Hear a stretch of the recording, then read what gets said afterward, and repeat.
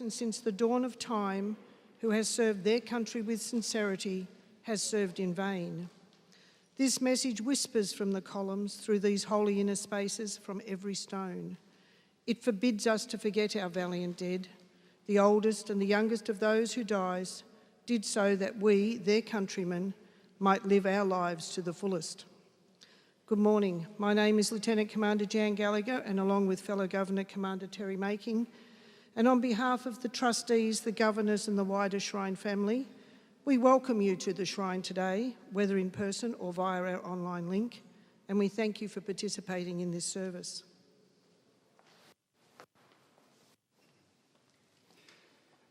Thank you, Jan, and please pass on our thanks to the trustees, governors and the wider Shrine family for supporting this very important service. Now, I do this as the President of the Scrap Iron Flotilla Association, which has part of its membership HMAS Voyager. And I now welcome Commander Greg York, Member of the Order of Australia, Conspicuous Service Cross, Royal Australian Navy, the Senior Naval Officer Victoria, and also Chair of the Victoria Veterans Council. Captain Andrew McKinnon, Conspicuous Service Cross, Royal Australian Navy retired, Chair of the Naval Historic Society of Australia, Victoria Chapter, and Secretary of the Melbourne Naval Committee.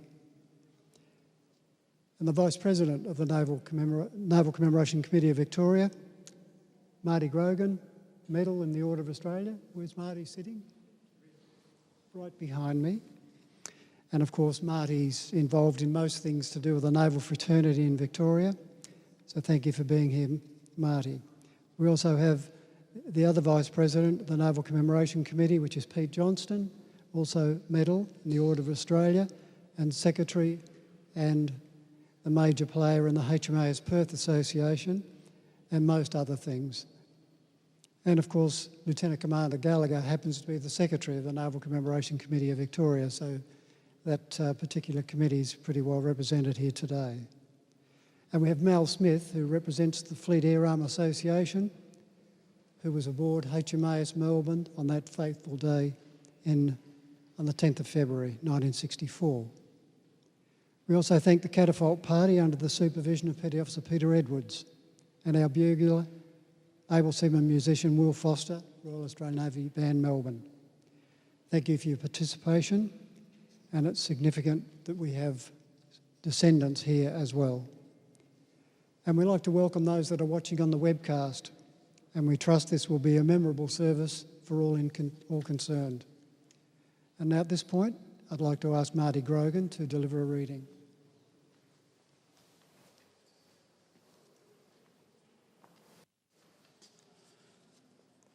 We offer our heartfelt thanks for the devoted lives of those who have made our people great and free, for deliverance from civil strife and bloodshed, from the power of foreign foes, and for the sacred trust of the seas. May we treasure our great inheritance. Our thoughts are with those serving in the Royal Australian Navy at home and overseas, whether in war zones or in humanitarian relief or peacekeeping activities. May they have courage and comfort in danger, patience in waiting, and discipline in the just use of force. We give thanks for all who have sacrificed their lives in the service of our country at sea. May their sacrifice strengthen our resolve to build communities of trust and inclusion. We give thanks for all who have served our country and have suffered as a result of war. May they be freed from depression and bitterness and find relief for all of their distress and pain in the knowledge of our care. Help them to seek for all people the freedom to serve with compassion and in peace. May we be worthy of their service and sacrifice. Thank you, Marty. Commodore York joined the Royal Australian Navy from Sydney in January 1974. Trained as a principal warfare officer, specialising in gunnery.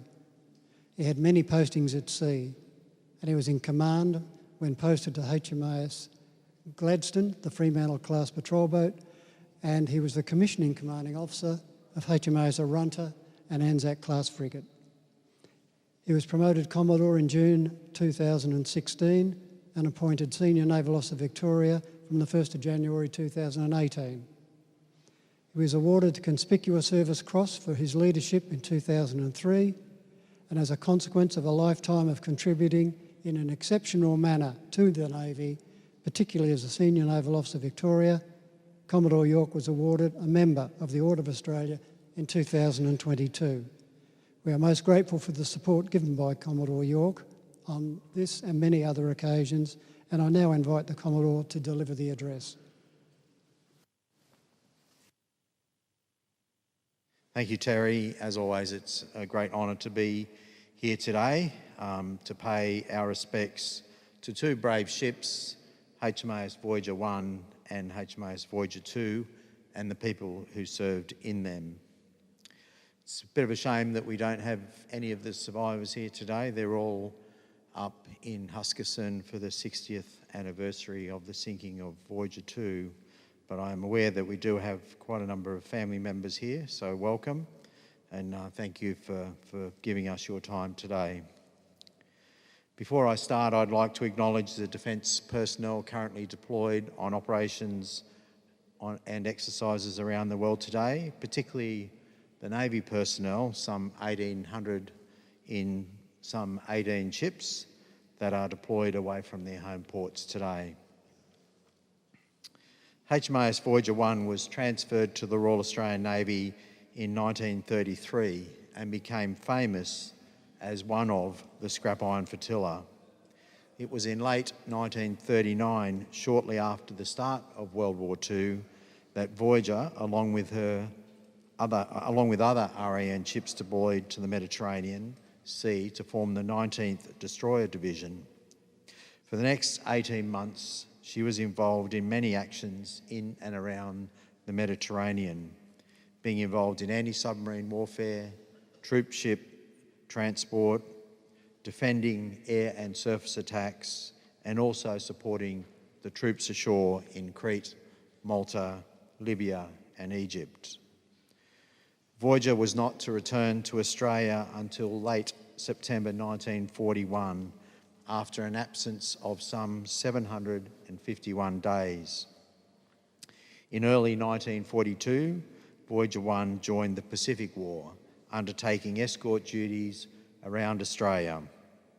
In mid-September, she embarked some 250 reinforcements for the Timor guerrilla forces, and on the night of the 23rd of September, while disembarking those troops at Betano Bay, Voyager ran aground on the landing beach. Despite attempts to refloat Voyager, she remained fast on the beach, and the next day came under attack from Japanese bombers. Despite being grounded and under air attack, she fought valiantly, shooting down at least one of those Japanese bombers. This was the first in a series of raids, and later that day, the decision was taken to abandon the ship and to destroy her by detonating demolition charges.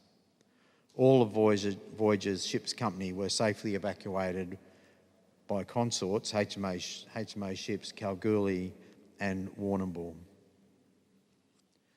HMAS Voyager 2 was the first of the RAN Daring-class destroyers, built at Cockatoo Island Dockyard in Sydney and commissioned into the Royal Australian Navy in February 1957. All who served in the Royal Australian Navy, and most Australians alive at that time, remember that fateful evening, Monday the 10th of February 1964, 60 years ago, when HMAS Melbourne collided with HMAS Voyager 2. Etched in people's minds is the vision of HMAS Melbourne returning into Sydney Harbour with a large gash in her bow and damage in the forward parts of the ship. But it's only those survivors of that accident that truly understand the devastation, the panic and the fear of those two ships colliding. Melbourne struck Voyager at almost right angles at the aft end of her bridge. Voyager immediately heeled over some 50 degrees and was pushed bodily through the water. She broke in two as a result of that collision. The forward section was rolled over and sank within minutes, with the after section remaining afloat for some 4 hours. There were many brave acts that evening from not only the crew of Voyager, but also Melbourne sailors, the search and rescue vessels which were crash-sailed from HMAS Creswell, and aircraft launched from both HMAS Melbourne and also from the shore establishment HMAS Albatross. There were also 3 mine warfare vessels in Jervis Bay that night. They were crash-sailed also and joined the search and recovery operation. The most notable acts of bravery that evening were from Chief Petty Officer Coxswain Jonathan Buck Rogers, who was awarded the George Cross posthumously for helping many men escape from the sinking and upside-down forward section of Voyager. He evacuated some 50 or so men through an escape hatch in the cafeteria before that forward section sank, taking him and others to their grave. Other awards included 2 Albert Medals for gallantry in saving life at sea, 1 George Medal, 5 British Empire Medals for gallantry, and 3 Queen's Commendations for brave conduct awarded to Voyager sailors. At the end of that evening, HMAS Melbourne was damaged but received no casualties. HMAS Voyager 2 lay on the ocean floor in 2 sections, 600 fathoms or 1,100 metres below the surface, having taken 82 souls and leaving 232 members alive but severely traumatised. Today, we honour and remember not only those who served on board Voyager 1 and Voyager 2, but also those that were involved in the rescues from both ships. May we be worthy of their bravery and their sacrifice. Thank you. Thank you, Commodore York, for your description of the circumstances surrounding the warship's Voyager. And as you aptly said, may we be worthy of their service and sacrifice. And the veteran community appreciates your ongoing support. Thank you. The catapult party will mount.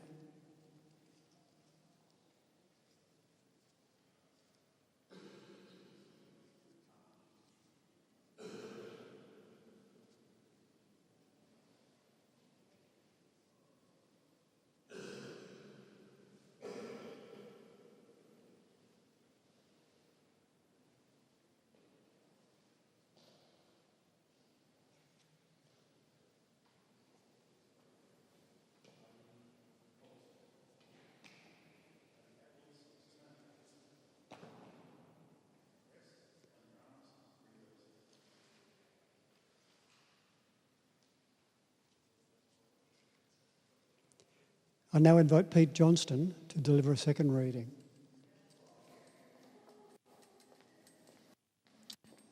Thank you. A warship sails and I stand watch until she fades on the horizon. Someone at my side says, "She's gone." Gone where? Gone from my sight, that is all. She is just as large now as when I last saw her. Her diminished size and total loss from my sight is in me, not in her. And just at that moment, when someone at my side says she is gone, there are others who are watching her coming over the horizon. Other voices take up a glad shout, "There she comes." That is what losing a warship, our sailors in HMAS Voyager means. And horizon, the limit of our sight. Lift us up, I say, so that we can see further. And may be we worthy of their service and sacrifice. Thank you.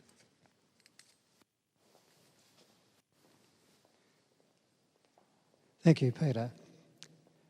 The Remembrance Party will now lay wreaths. Commodore Greg York will lay a wreath on behalf of the Royal Australian Navy.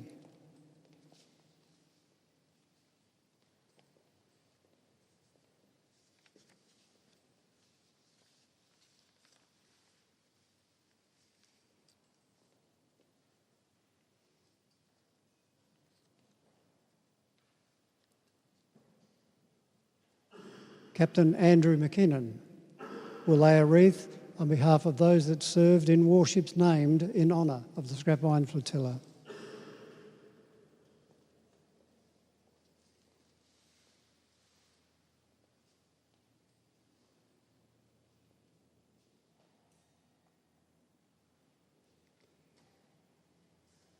Nola Witherden, who lost her brother when HMAS Voyager sunk in 1964, will lay a wreath on behalf of descendants of HMAS Voyager.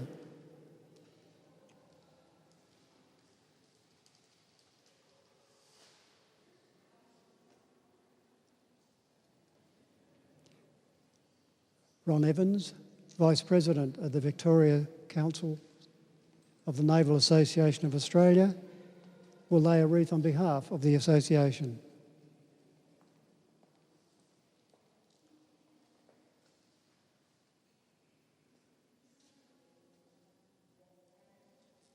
And Mel Smith, representing the Fleet Air Arm of Australia, Fleet Air Arm Association, and HMAS Melbourne, will lay a wreath on behalf of those that were serving in Melbourne.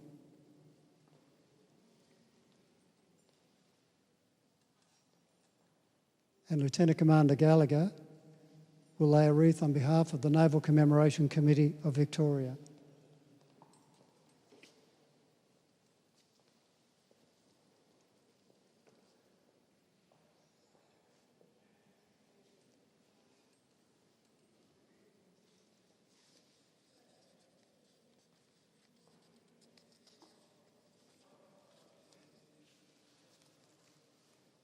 Now, this poppy is a symbol of remembrance.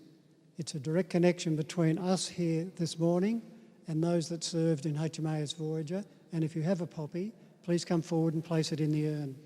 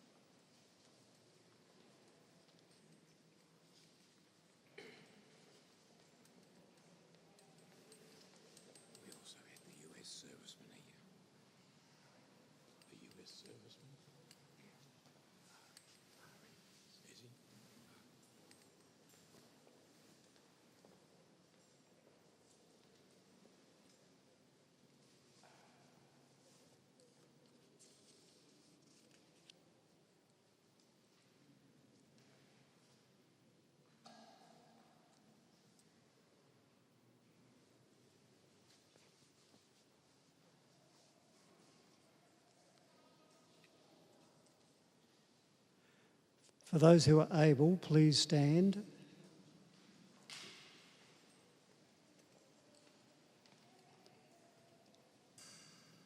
They have no grave but the cruel sea. No flowers lay at their head. A rusting hulk is their tombstone, afast on the ocean bed. They shall grow not old, as we that are left grow old. Age shall not weary them, nor the years condemn. At the going down of the sun and in the morning, we will remember them.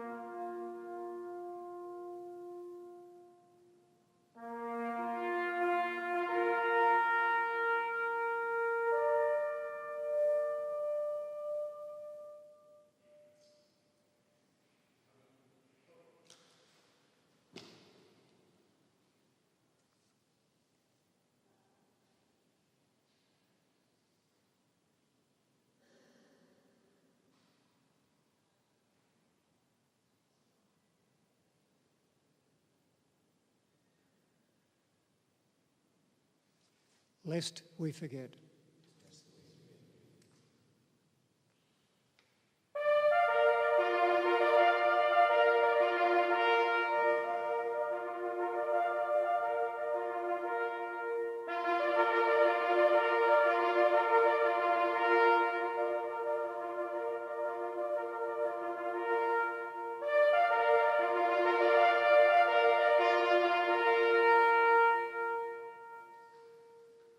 Please remain standing for the national anthem.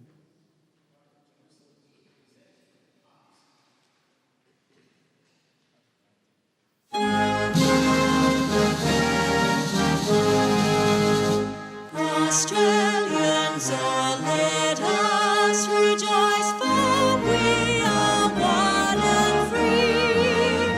We've golden soil and wealth for toil. Our home is girt by sea. Our land abounds in nature's gifts, all beauty rich and rare.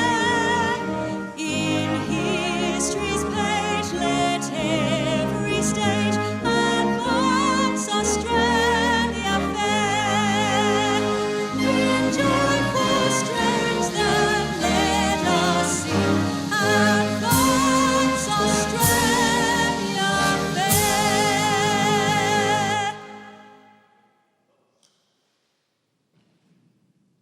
Catafalque party will dismount.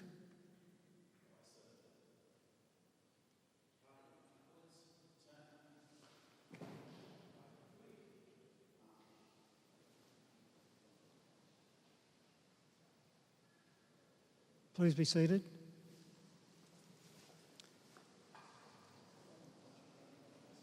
I'd also acknowledge we have Ange Keenos, who is a member of the Returned and Services League State Executive, so thank you for being here, Ange. And we have a member of the Royal Navy, ex-Royal Navy here as well, so thank you for being here. And an Army chap.